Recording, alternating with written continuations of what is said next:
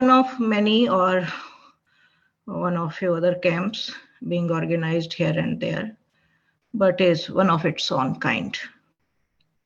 You will get an opportunity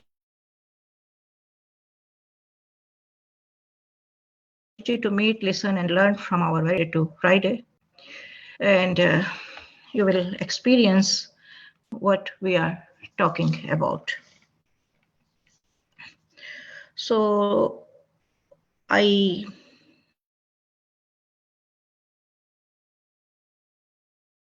welcome all of you and our listen to Dr. Harishchandra ji. But first of all, we would like to start with a prayer.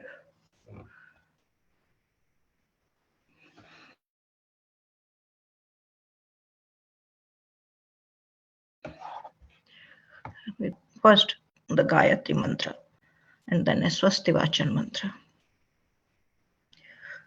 Om.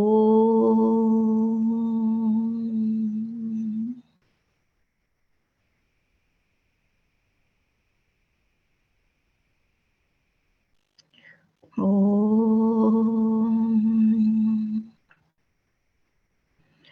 Om Bhurbhuvah Svah.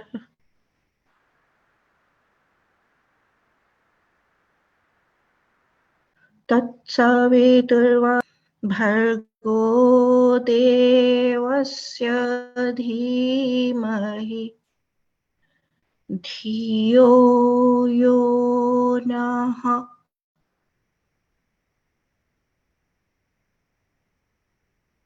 Prachodayat.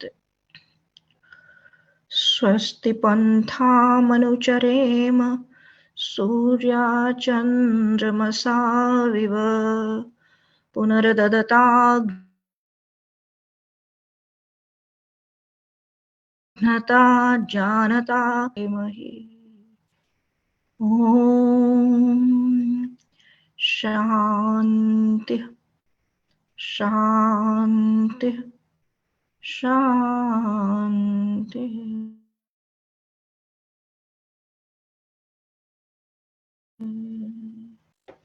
Welcome again. A few more people have joined during our prayer.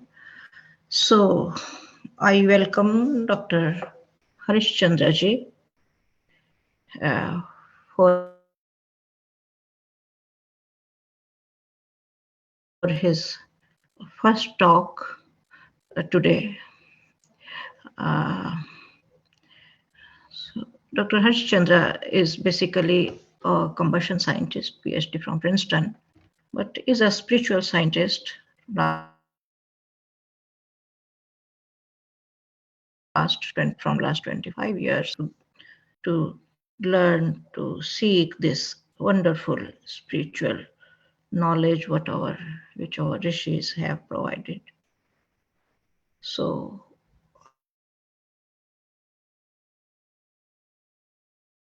I won't take much really here. So let us listen to him. Everyone is requested to please pay attention. Thank you. Welcome, Dr. Chandra.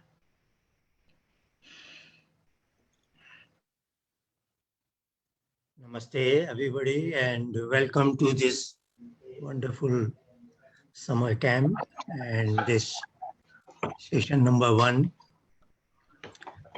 that is titled as an overview of Hindu heritage. There is something very special about when we say we belong to a Hindu tradition, a Hindu heritage, or even when we say we are Hindu, we know that we subscribe to a philosophy. Well, somebody could call it a religion because that term has become very common. But we know it is not quite a religion. And we know it.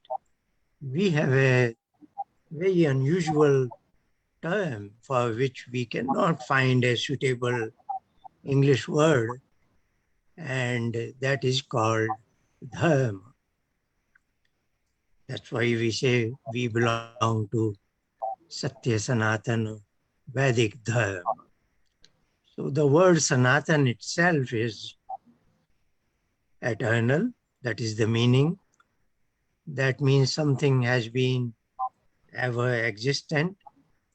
There was never a time when it didn't exist. And that's what makes Hinduism different from all religions. All religions have a date of founding. For example, the oldest religions are Judaism and Zoroastrianism. Zoroastrianism exists more or less only in India, who are called as Parsis. When they were persecuted in Iran, they took shelter in Western India, in Gujarat and Maharashtra, present states. That is Zoroastrianism, about 4,500, 5,000 years old. And there is another religion, Judaism. The subscribers are called a Jewish people that took birth in Middle East about 4,500, 5,000 years ago. This figure is very interesting, 4,500 or 5,000 years, because it coincides with what we call as Mahabharata War, the Great India War. That took place somewhere in northern India, possibly in what is called Kurukshetra. And that is a dividing line in Indian time history, as if prior to that, the entire humanity subscribed to what is called a dharma, the dharma. The dharma is mano dharma for all the human beings, that if everybody subscribes to it, then we all can live in peace and happiness. That's what was followed. But for some reason or another, that is the law of the universe that changes the constant thing. And Indian history is very unusual, where even with the best of efforts, change usually goes downward, degradation. That is a very important feature in Indian history, and we have to remember that when we talk about Hindu heritage, that more or less, broadly speaking, many things that we love in Hindu heritage, they have been declining with time. So we will see that Vedas are our oldest books, and they are mentioned in the later books called, say, Upanishads. And then there are later books called Shaddarshanam, 6 books of Vedic philosophy. They speak highly about Upanishads and Vedas. And to top it all, there is a 4th body of literature called Vedanga. That is a discipline of 6 disciplines.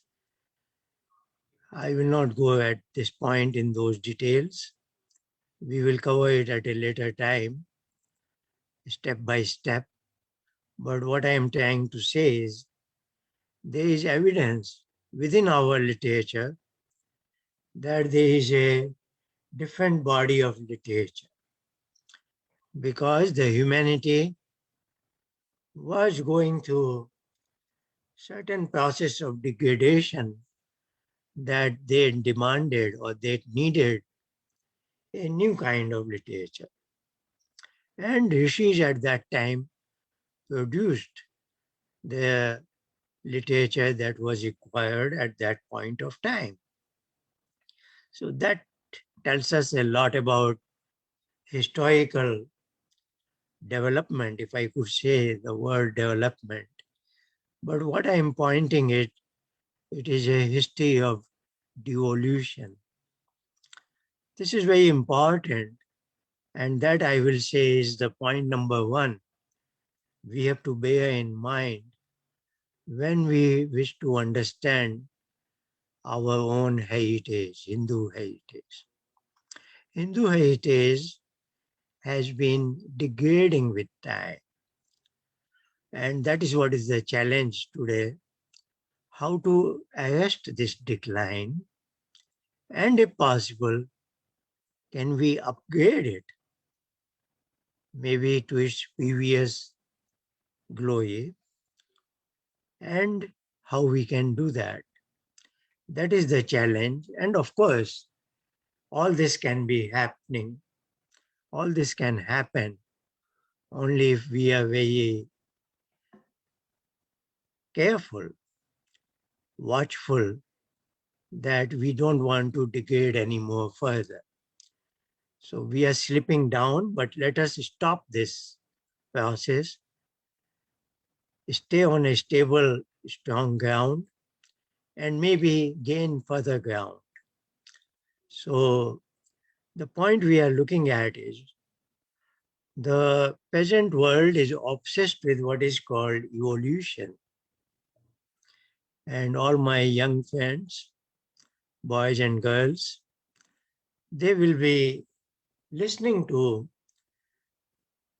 theory of evolution so much, so often, and with such a sagacity that it gets almost ingrained in our mind that indeed that's what is happening in this world. But Hindu history or Indian ancient history is pointing totally different, that humanity, human quality, human virtues, if left alone, if you are not guarded, if you are not careful, then it goes through decline. And that massive decline came around 5,100 years ago. That was Mahabharata war, when cousins were fighting among themselves for a small piece of land. And that, as we have seen, had changed the whole landscape of humanity, as if Dharma vanished, more or less, except in its minuscule form in the books. There were not too many people who were observant with the Dharma. And humanity, since then, mushrooming religions, humanity finds itself divided into multiple religions. And that is the irony of the today's world. Today's world is in turmoil. Every day we hear something. Some people killing some other innocent people for no reason, just probably because they subscribe to another religion. So all these religions, they claim to follow supposedly one supreme being whom they call God, Allah, and many other names. But then they are not able to live in peace and harmony. So this is a very challenging situation where this is very important that we Hindus, though we may be shrinking in number, because it is generally happening that Hindus convert to other religions other than other followers convert to Hinduism. So our numbers, proportional wise, is diminishing with time. That is certainly a matter of concern for us. But still, there are many positives. And that positives we want to look at, we want to understand, we want to appreciate, and we want to carry forward, and probably give the light of the knowledge to our own self as well as to the entire world, that the entire world is one world and there is one supreme being and there is one and only one humanity, Vasudhaiva Kutumbakam. So that is the power of the Hindu heritage.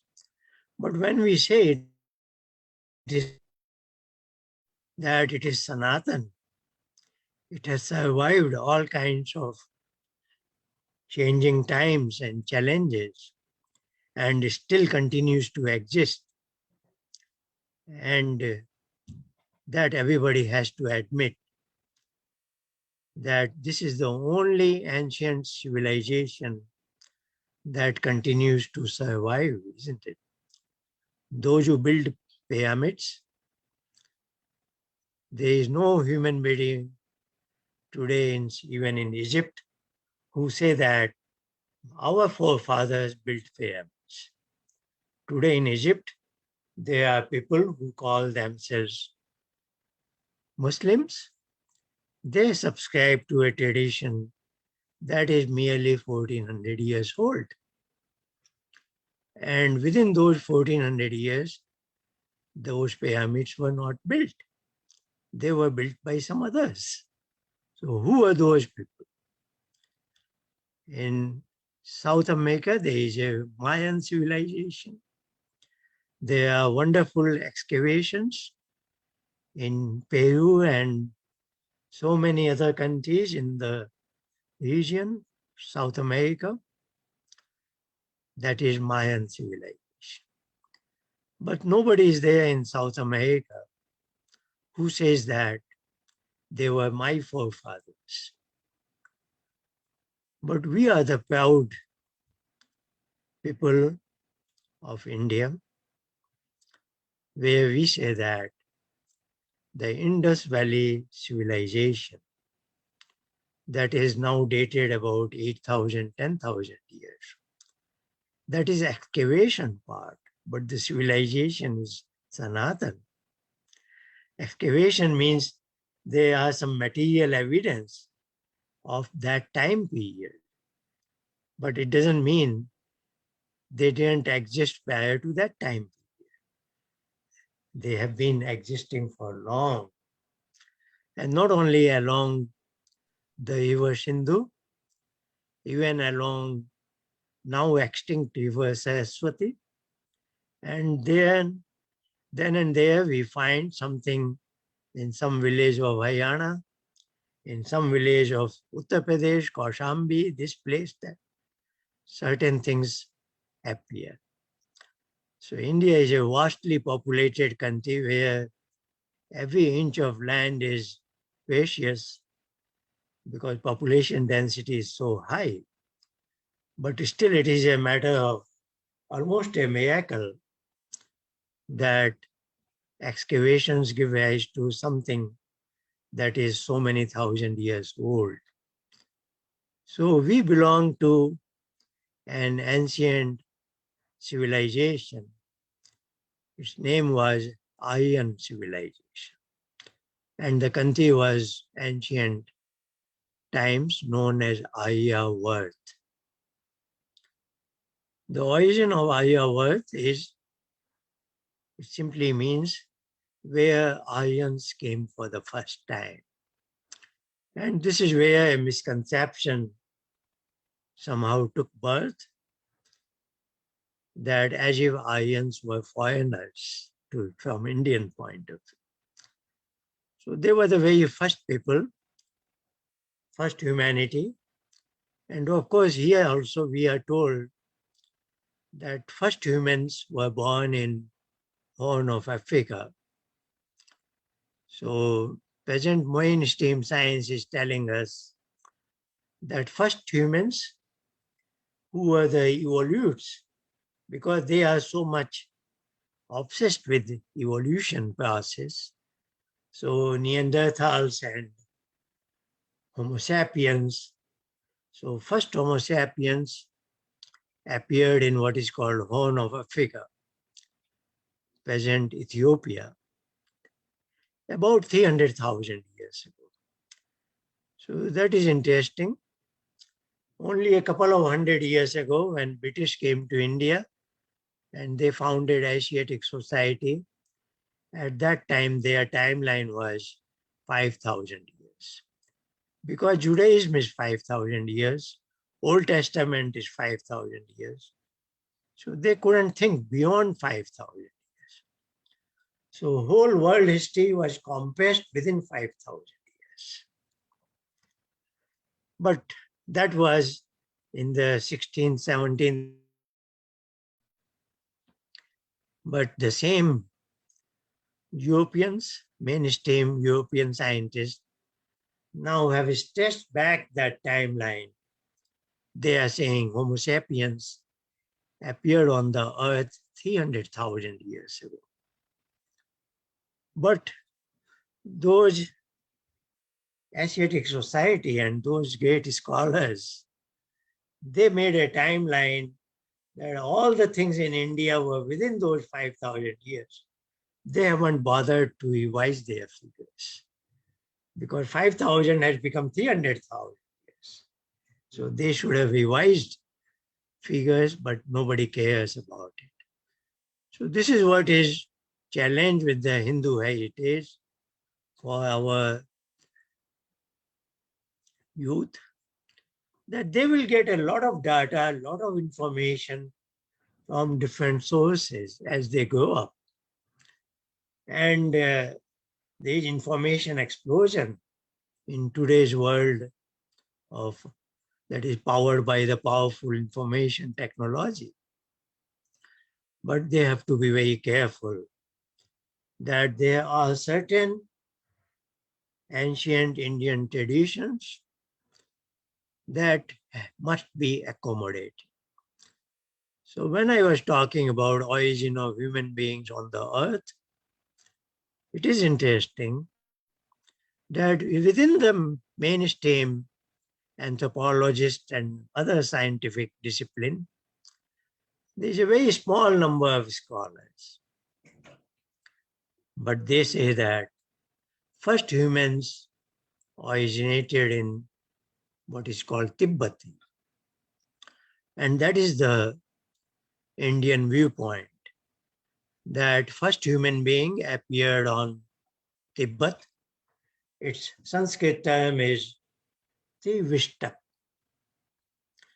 And then after a while, population, because that is the highest plateau. And that makes sense.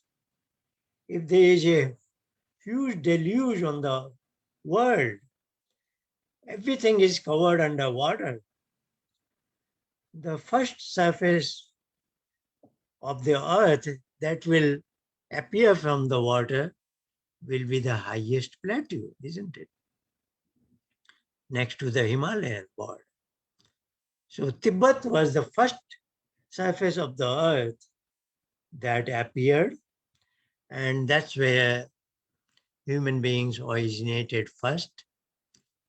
In our view, first as a human form, because the Ishwar does not do trial and error. His knowledge, his functioning is perfect, is one way that never goes through changes. That's what is Sanatan all about. Sanatan is that which is eternal. So his own existence is eternal. His design to make this whole universe is eternal. Yatha purvam kalpayat. Surya Chandra masaudhata yatha purvam kalpayat. That's what is Rigved saying. He created the sun and the moon and the earth, yatha purvam, as he has been doing in the past. So there is just like there is a cycle of day and night, there is a cycle of this Brahmadin. Brahmadin is this great creation, this beautiful Srishti, the universe. It's coming into existence. And then it is sustained. And then the time comes when entropy is unmanageable. Everybody knows in thermodynamics, second law, entropy is bound to increase with time. Then that great artist, that great designer says enough is enough. Now it must come back to its original smooth, very quiet form. That is called as Palay. Lay means it must go back to its causal form, where all the matter is what is called Arnava. Arnava is a ocean of matter in most silent form. So that's the way it becomes Palay, and then that is called Brahmayati, the great night. And then comes the next great day. So this is also cyclic. All this is endless cycle. And he is the manager, he is the maker, he is the one designer. He has all the knowledge. It's not that he learns evolution wise. He does something and then revises it. No. His design is same every time. We learn by trial and error. We improve upon our knowledge, but this cannot be imposed upon Ishwar. Evolution is only in the human context. In Ishwar's context, there is no evolution. So, what we are saying is our children have to be aware of both sides of the picture. What mainstream science is saying, humanity is 300,000 years, originating from Horn of Africa, then migrating to different parts of the world, and then Indian tradition is saying, and as I was indicating, very nice, some mainstream scientists also accept that view that first human beings took birth in peasant Tibet, and when there was more population that could be sustained there, then many of them went southward, just like the Dalai Lama came southward from Tibet to India. In the same manner, the Aryans from Tibet came to India, where there was nobody else at that time. And India was also becoming a fertile land with so many Himalayan rivers. And that's why the country was called as Aryavarth, isn't it? So we have that heritage, and we are very proud of it, that ours is only in ancient civilization that continues to exist, and that gives us courage to say that it will always exist, because this is eternal. But when we say it will always exist, we should not become complacent. We should be very steadfast in trying to understand, and that is the objective of this summer camp, that you get to know in a very brief manner what is the beauty of this Hindu heritage, what is this Sanatan Dharma, that is no religion, that has no founder, no human founder. Like Jesus, without Jesus Christ, there is no Christianity.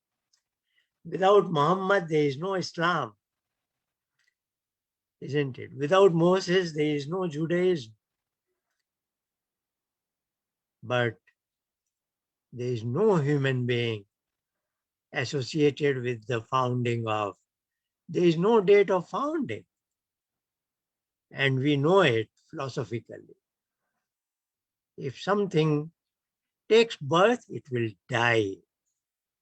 Anything that has been born is bound to die, is it not?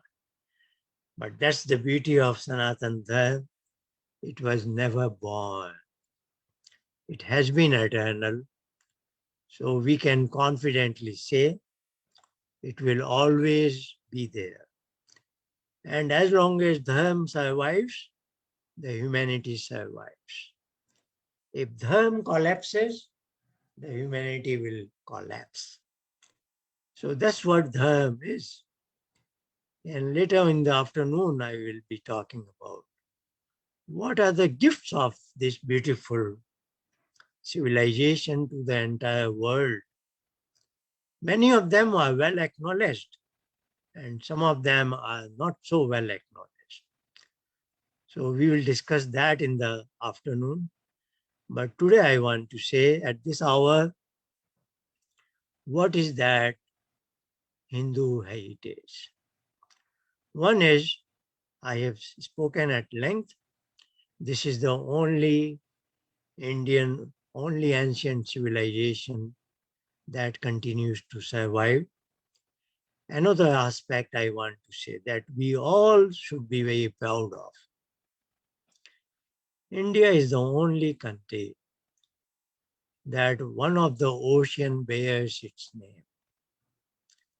There are some major oceans, what is called water bodies, very huge, because on the earth, water surface is much more than the surface of the earth, isn't it? That's the dynamics of the situation. So water can be displaced. So as the earth rotates around spins around its axis, and as it moves around the sun in 365 days, covering one full cycle, it has to dynamically remain stable and carry along with it another subplanet called Moon. So we know it. One thing everybody knows, just like the sunrise and sunset, if you are in a coastal area, your daily weather map is talking about high tide and low tide, isn't it? So it is the interplay of the gravitational force of the earth and the moon that the earth must adjust its mass. And that's where water comes handy, because water can displace easily. If the earth was displacing, it will be earthquake, isn't it? So these are little scientific facts that we want to understand, and that's what scientists always try to explore. But we, those belonging to Hindu heritage, take this chain of law of cause and effect to the finality. So this is very important aspect, what I am going to touch now, the law of causation. There is always a cause for any effect. If there is a change, let's say even this high tide, the water level in a coastal area is rising suddenly. The ocean waves are coming and rising up. The scientist wants to know what is the cause of it. Then he relates to it as the interplay of sun and the moon. So if the moon is exerting this sort of a force, then in this particular area, the water level will go up. And when the moon is exerting different kind of force, then water level will go down. So the cause of high tide and low tide is the interplay of the gravitational forces between the earth and the moon. This is what a scientist is saying. But myself and all of you, will ask why the gravitational force exists, or why the gravitational force must do like this only. There is another cause of that. So we want to say that any scientific investigation that takes us to the cause of an effect, we treat that cause also as an effect and ask who is causing that, what is causing that. So in Hindu heritage, in Hindu tradition, we are always proud to say that there is a great intelligent force, there is a great designer, there is a great maker, and he is not or she is not something I am not concerned with. I want to be with her, be with me, and I even look at that being as my mother and father. Twamev mata cha pita. And that's where the beauty of life comes in. So we say that the ultimate cause of an event is Ishwar, and it is for our well-being. And she is so kind to us, like a mother or father is kind to me when I was a little child. When I was a little child, I benefited from my mother's and my father's love. And as I am growing, that's what we want our teenagers to learn and appreciate it. That this whole world is not that we just came here by chance. We are here for some years, whether we know our purpose of life or not.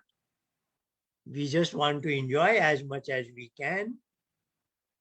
But still we know we always fall into some sort of a pain and misery. Again come out of it. Again some untoward incidents take place. So life goes on, and one day we get too old, unable to survive, and one day we know it, we will die also. Do we want to accept life just like this, as somebody helpless?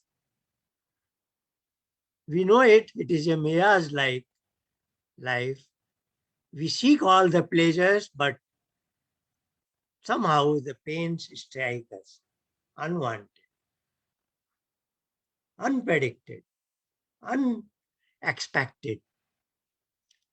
So we want to say we have a better way of life. And that is what Sanatan Vedic Dharma is telling us. That's what is Hindu heritage. Where we say that there is a grand force that has brought us into this world. It is not just by chance. There is some certain laws that I took birth in my mother's and father's family, in a particular family. Some grand manager is doing all this. Nothing is arbitrary because it's a scientific world. Everything follows certain laws. So even I am being governed by certain laws. Scientists tell us about the forces like gravitational forces, weak nuclear forces, strong nuclear forces that govern the dynamics of matter. But Hindu heritage tells us there is another law of karma that determines the dynamics of all of us, humans, animals, birds included. How our souls are governed, how we migrate from one life to another. So this law of karma, there is a lawmaker, there is somebody who is taking care of all our ledger books, what we are adding and what we are subtracting from, and why I was born in a particular family. So we say that Hindu heritage is all the scientific laws that govern the matter, plus over and above that, the law of karma that govern all the individual souls. How do they take birth? When do they take birth? Where do they take birth? How will they progress in their current life with all sorts of advantages that they have and freedom that they have? And then they can chalk out where sky is the limit, even go for moksha. So human life is very precious. We are not just going by playing our role as a puppet. We have grand freedom, and that freedom is karma. So we will look into all these details. What is dharma and what is karma? That is Hindu heritage. For all the species, cows, lion, tiger, horses, they are built in, they are programmed that their karma has to be in accordance with their dharma. They can never deviate from their dharma. A cow has to follow what is Gau Dharma. But for human beings, we are karma yoni, that we have multiple choices at any point of time. Even though I know my dharma, I should say, speak the truth, but I have a freedom, I can speak a lie. So as a human being, our karma may be different from our dharma. And even if I know my dharma, I can deviate from. That is what is the freedom of human life. That's why it is called as karma yoga. But once I have a freedom, I have accountability. And that accountability is law of karma. So if I choose, if I live my life according to Manav Dharma, then some nice things are possible. Then I, of my inner courage and conviction, and for the love to that Ishwar, because dharma is what he expects from me. And I follow that dharma always out of my love to him. Okay, you expect this? I am good child of yours. So I will always do that. Then there are new and new avenues open. So what I am saying is, a Hindu heritage can guide you that as a human being, you can live in the hotel, you can live in this world not as if it is a hotel, where you are not concerned with who is managing the hotel. You are enjoying few days in a 5-star hotel. But nobody would say, I want to live my whole life in a 5-star hotel. You want to live in your beautiful, sweet home, isn't it? So that's what the opportunity of human life can become for you. This is not just living in a hotel. This is living in a home under the love and warmth of that Supreme Ishwar, who is our mother and father. So we live like anybody else, but under constantly connected, being with her. Tomeu Mata Cha. So that is a very powerful heritage that we belong to, and we can live accordingly. And if I live like that, that is the message to my friends. So I am sure many of you, if you begin to learn in accordance with the Hindu heritage, Hindu legacy, Hindu traditions, you will see that your friends will ask you, what is that inner force? What is your inner energy that keeps you connected to that supreme force always? how you became so steadfast. Even in difficult circumstances, you maintain the balance of your life. Then they would ask, what are those inner subtle energy, inner and subtle forces that guide you through the thick and thin of life? Then your response will be heard, because your life is becoming a message. And then they will admire it. And not only that, they may not become formally a Hindu, but they will accept many, many principles of Hindu philosophy. Some of that I will cover in the afternoon. What is the gifts of the Hindu traditions to the modern world? Many of them are well acknowledged. Many of them are not so well acknowledged. And one of them just about less than a month ago, International Day of Yoga. So that beautiful tradition of yoga is one of them. The whole world has embraced it, isn't it? But we have to be aware of the real authentic meanings of these terms, like dharma versus religion. Otherwise, there are many Hindus, they use these two terms interchangeably because they don't know it, that dharma is something else, religion is something else. Dharma is only one, manav dharma. Religions can be multiple that have been founded by human beings, isn't it?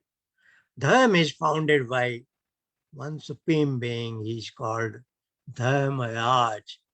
Among hundreds of names, she has many names. One name is Dharmaraj. She has allotted the dharma of every species. Just like I said, every cow has to follow Gaudharma. But she is so nice enough. She has given us freedom. She says, I trust you when I send you as a human being. I have put a line that is dharma, but you have the freedom to deviate. But I desire, that's what our father tells us. Look, I expect this from you. This is good for your future. But you are free to accept my advice or not. They will always say, you have the freedom, but use your freedom carefully, judiciously. So that's what whole life in Hindu heritage is. So we'll discuss later in the afternoon what are the gifts that Hindu tradition has given to the world.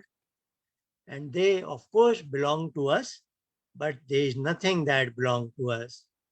Anything that is with us is for the entire humanity.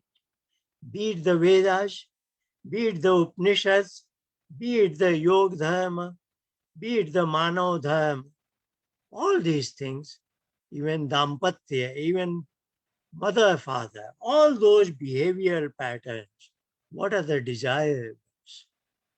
Kul Dharma, then Vardha. What should be the dharma of a teacher? What should be the dharma of a student? All this has been stated in our literature and is our guideline, but nothing is hard and fast. That is the beauty of it. Like in Sankhya, Kapil says, Sthi Sukham Asanamiti na niyama. He says if you want to meditate, take a posture that is sthir, means stable. Sukham means comfortable.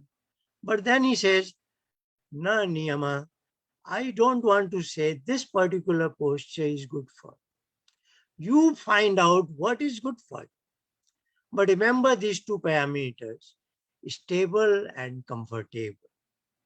So they give only minimum guidelines. That's the beauty of Vedic rishis. They were scientists, but that is our tradition in one word, and that's my ending here. If there is some question hour. We will welcome that. I want to say that at the end of this presentation that Hindu tradition is, in today's nomenclature, where science is missing. Science is only matter-based. Science has no idea where is consciousness originating from. Science is not even willing to explore. Maybe there is a ultimate seat of consciousness that is non-physical. There is no material particle there. It is just pure Atma, maybe. Science is in a nice box, but good thing with science is they always want to be rational. They always want to follow logic, go from effect and try to explore what are the possible causes. That is so good. That's why we are proud to say this wonderful time in the world, we live in the age of science. But because science has make a box of the particle-based matter, something is missing that doesn't guide a human being. What is the purpose of my life? Science is not able to guide properly. Human beings go to religions, and there are multiple religions. Why there is multiplicity? Because they compromise on nationality. Once you compromise on nationality, there are different dogmatic ideas. So there is a diaspora of religions. And that is the misfortune. They seem to talk in terms of God, one entity, whatever is that. But they end up they openly talk about clashes of civilization. What is the civilization? I have never understood. If that is bound to clash with one another. Clashing is not a civil act. Civilization should teach us what is the harmonious way to live. And you read nowadays, there are books on clashes of civilization. This civilization is likely to clash with that civilization. We don't want to talk in such kind of civilization. But we do definitely see the religions are causing conflicts and wars. And this has been happening last 2000 years. Enough is enough now. We cannot take it anymore. Every Hindu boy and girl has to rise now. This, what the humanity has been hijacked by these multiple religions and making war among themselves. We cannot bear it anymore. So Hindus have to say, we are on the side of science, but science has to widen its scope and add another law, namely the law of karma, in its scientific purview, and bring the idea that there is a possibility that consciousness is not based in matter, but it is something non-material. And what is the evidence? Because anything science will accept only with evidence. And that's where the evidence is yoga. When I am in union with that Supreme Being, I can be with him. So disconnection from mind to be able to connect to that Supreme Being. And when I see him, that is the evidence. That's the way we help all the religions to graduate. So the last word is, a future is either a scientific religion or religious science or a unification of science and religion. That's the way it was prior to 5,000 years old. It's not a utopian idea. The humanity has lived according to Dharma for many millions of years. It is just last 5,000 years, humanity is divided between science and religion. So we belong to a tradition that is, I will say, unified theory of matter and consciousness. That's what Vedic rishis followed. And that's what was the guideline for the whole humanity for thousands of years. That is our heritage. That is our legacy. And that is the way we have been living. And as long as we live according to that, humanity survives. And now let's connect to that in a more powerful manner. Let's energize our life with that Dharma, unified theory of matter and consciousness, where we preserve the rationality and logic up to the finality of that Ishwar. Thank you very much. I will be here for some more time. If there are questions, I have no idea. I should have checked with the organizers what is the format. If there is a question hour session for a few minutes, yes, we can use it. And otherwise, Yes, this is session yes, one. we have. I will just like to say, Yes, Dr. Chandra, before you can I invite your 11. questions, try to make questions based on what I have said this morning, because there are many, many topics we'll talk. If you ask me something else, maybe I will be, or somebody, some other speaker will cover that in a future session. We have 40 sessions lined up.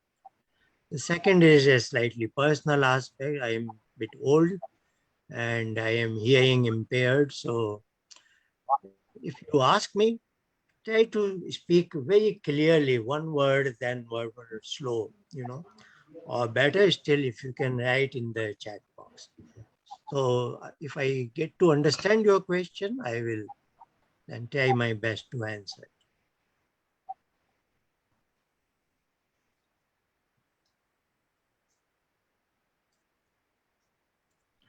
So, and invite questions. If anyone have any question, please unmute yourself, or better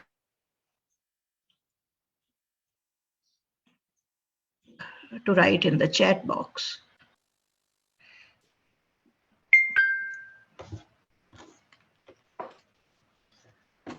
Would anyone like to say something?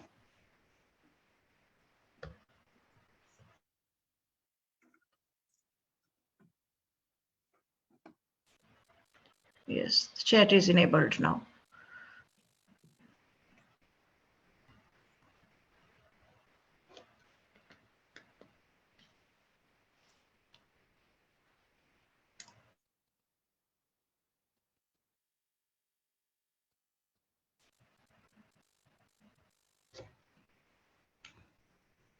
Would anyone like to say something? You are invited.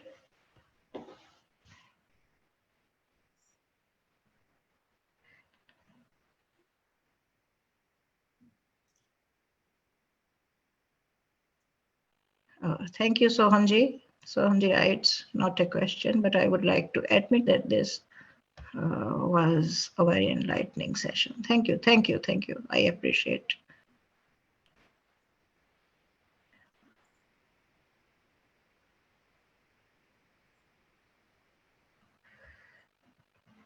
Thank you, Harishji. Yeah, so I would just like to pose a question. Like many of the participants may have that. Is it okay if I ask that, Kavita ji?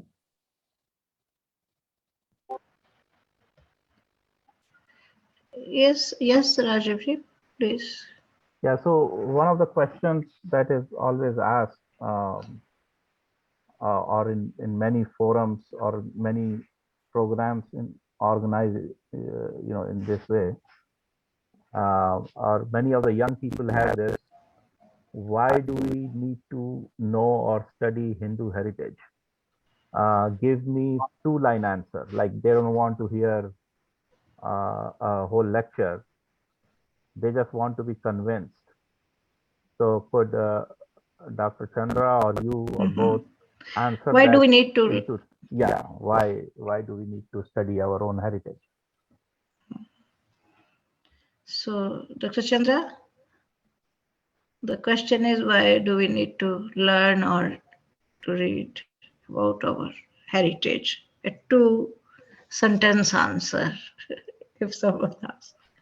Yeah, elevator speech in American language.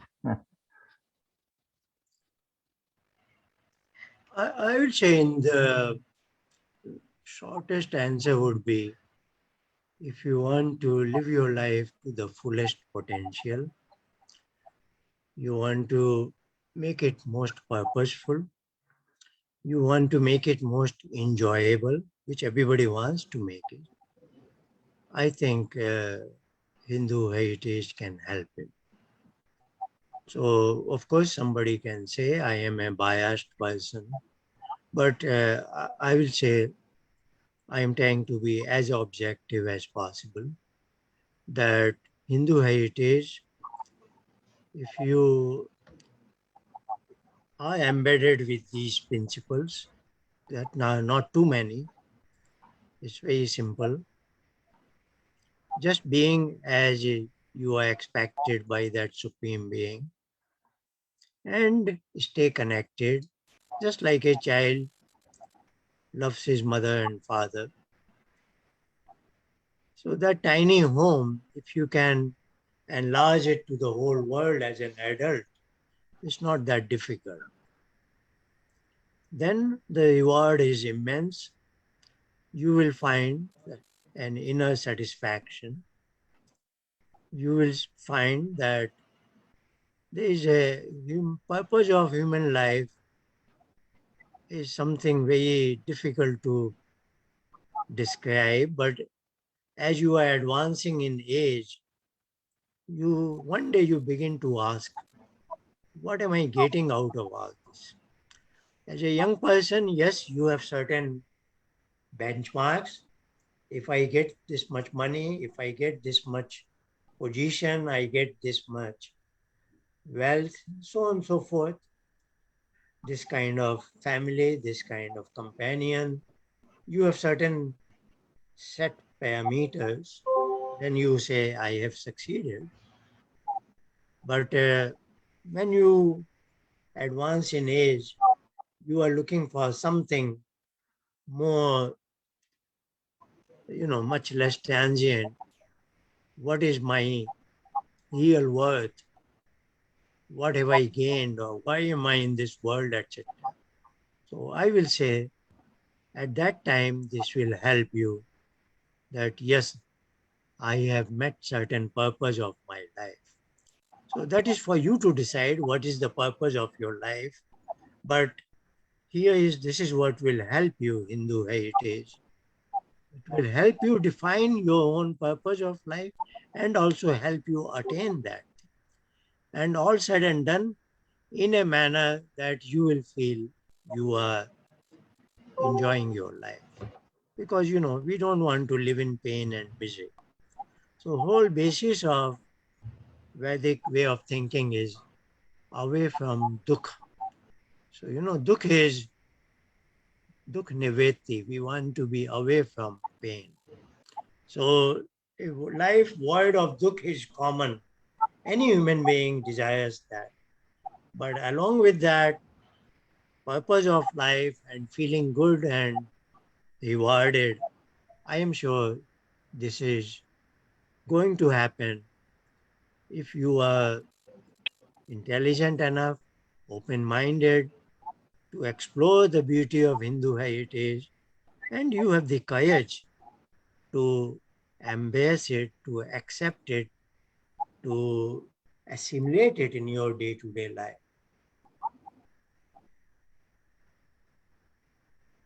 Thank you.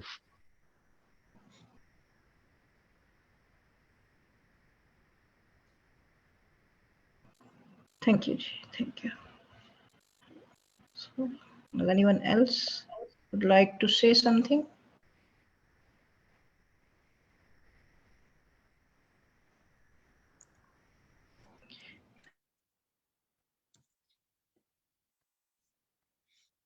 I think we Yes, should have, we will meet so we come back in an hour for the an second, hour. next session. It's a break Okay. for for an hour's break actually. So we will